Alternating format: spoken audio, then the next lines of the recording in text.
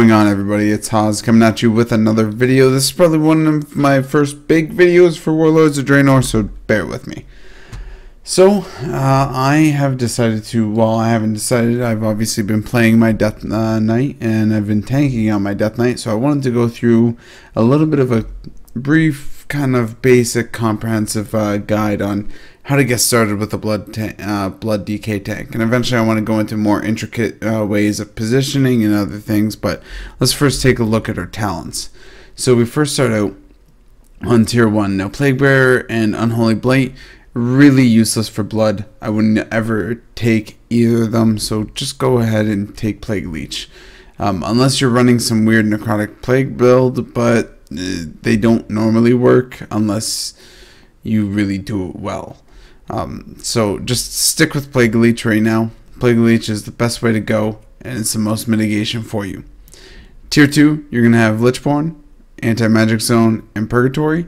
Pretty basic. I'd switch this out for situational situations, using Anti-Magic Zone when a fight dictates, but otherwise running Purgatory, and Lichborn's primarily just a PvP talent, so I normally wouldn't take this unless a fight needed me to. Then you go down to the third tier. Death's Advance seems to be the best one. The other ones is Chillbanes and Asphyxiate, which are fairly useless, at least in the PvE setting. Now the fourth talent, a lot of people say the Blood Tap is the way to go. Now, I personally think that yes, it may be the way to go, but at the same time, it's also adding in one more thing that you have to worry about with the actual Blood Tap charges. So to actually keep track of the charges as well as everything else, it's not really that efficient due to human error. And typically, I've tested Runic Corruption. I've had better results with Runic Corruption, and it allows me to get a little bit more of a Runic power or regen when I use my Runic power. The next tier, the fifth tier here, is the healing tier, as I like to call it. So you can choose Conversion, Death Siphon, or Death Pack. Death Pack's really good because it's just a bunch of health right away, right when you need it, and it gives you a nice little absorb. So as a tank, it's really good for an oh crap button, and it really works well with Purgatory as well if you ever catch yourself in one of those moments. Second last tier, I take Gorfien's Grip. Now this is subjective to the fight. Sometimes I would take Desecrated Ground, but Gorfien's Grip is really great for positioning, especially in fights like Korag or anything else that would require you to position adds in a certain location. And then last, for the final talent section here, I take Defile. Defile reduces the actual damage that the boss does, or the target does, sorry, by 10%. So effectively, theoretically, you can keep this up at a 33% uptime. It's not always that realistic, but it gets the job done. It's at least one of the best skills for blood tanking. So let's go ahead and take a quick look into our glyphs. Now our glyphs aren't too fancy. I run the Glyph of Blood Boil, which just gives me a larger range on my Blood Boil. Then I go Glyph of Outbreak, which makes it so my Outbreak doesn't use runes, it uses runic power. And then I swap between the Glyph of Icebound Fortitude to any of my other cooldown glyphs or Icy Touch as I need it. So typically you are going to be swapping glyphs, so be ready for that. Don't just set yourself up for one glyph, because you're setting yourself up for failure. Now the actual rotation is fairly simple. You want to spend all your blood runes on Blood Boil, so it's pretty self-explanatory. So just casting Blood Boil twice, and then there we go.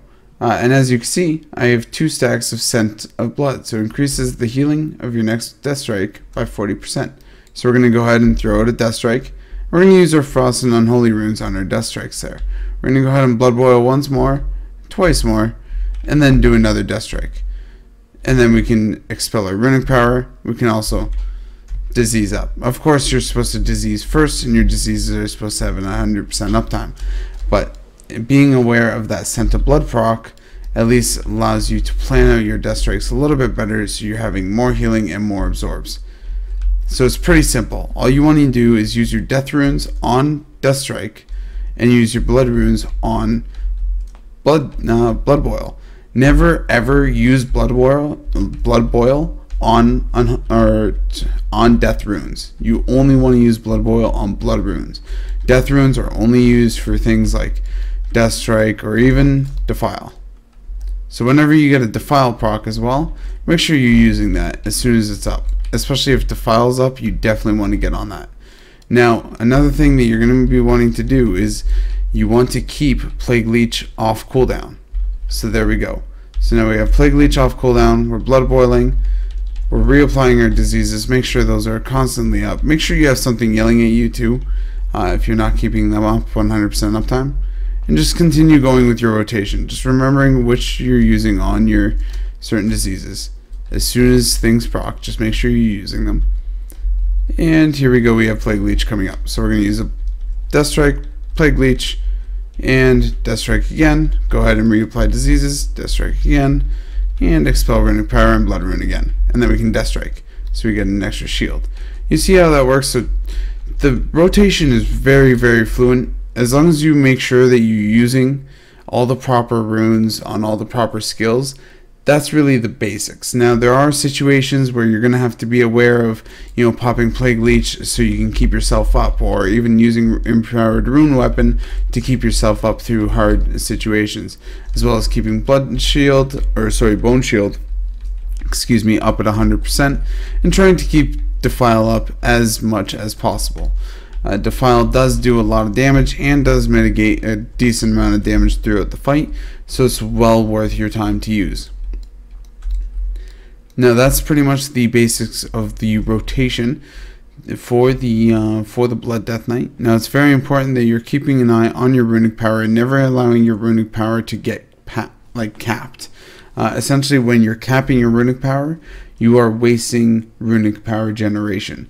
The same thing with if your runes are not being used and they're already charged up like they are right now with me, you're effectively losing that rune regen that you could have been having. You're just making that process longer and losing DPS. So make sure that you're on that.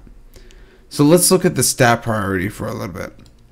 Now, typically what you want to be doing is you want to be kind of looking at a few different skills, a few different stats.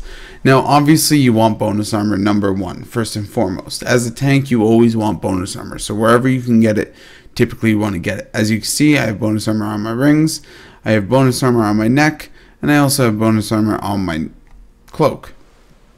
So bonus armor is one of the most important things because it also converts about that. Bonus armor also turns into your mitigation and your top damage stat, being a 1-to-1 for attack power. So the next down is at kind of a standstill. So it's between two skills. Now the reason why I say this is because it's really subjective. Now, if you feel that you're dying and you need a little bit more mitigation, mastery is the way to go. If you feel that you're not dying and, in fact, you're staying alive and you're having zero problem with mitigation, I always say multi-strike. Even if you're having a little minor problem with mitigation, multi-strike usually finishes the job. And it just allows you to have that much more runic power generation. What causes your runic power generation from multi-strike is runic strikes, and that changed since 6.1. You gain 5% more of the multi-strike stat from all the sources of your multi-strike, and your auto attack multi-strikes with the two-handed weapons generate 15 runic power. So that alone is a huge amount of runic power, which also adds the amount of death coils that you can get off throughout a fight, which typically is a huge damage increase.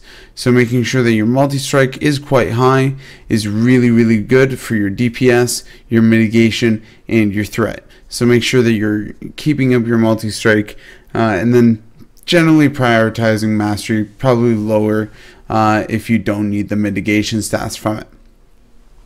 Now below that, I'd probably say haste is just below mastery and multi-strike there, and versatility coming in behind, with critical strike being at the very end. So that's pretty much the stat priority that you're going to be looking towards. Now a lot of that can be shifted. I typically weigh mastery on the lower end of the spectrum just because I don't need it just as much. So that's typically why I do that. Now, it's really good to just be aware of certain things. Make sure that you're doing your typical things as a tank, and also using things like your dancing rune weapon where applicable, whether or not you need the parry buff or whether or not you're just looking for threat and damage.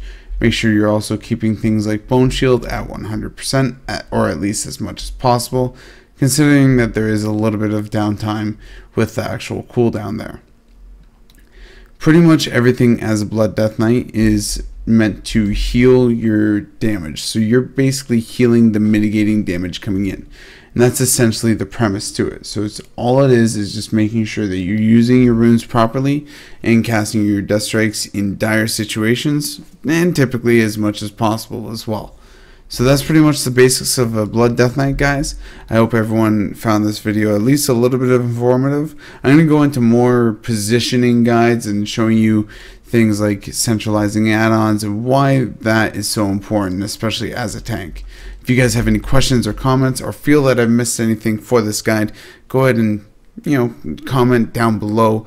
If you like the guide or if this helped you at all get started with your Blood Death Knight, go ahead and like the video, comment, subscribe, and who knows, I'll maybe make another one and it'll be 10 times better than this one. Alright guys, take care.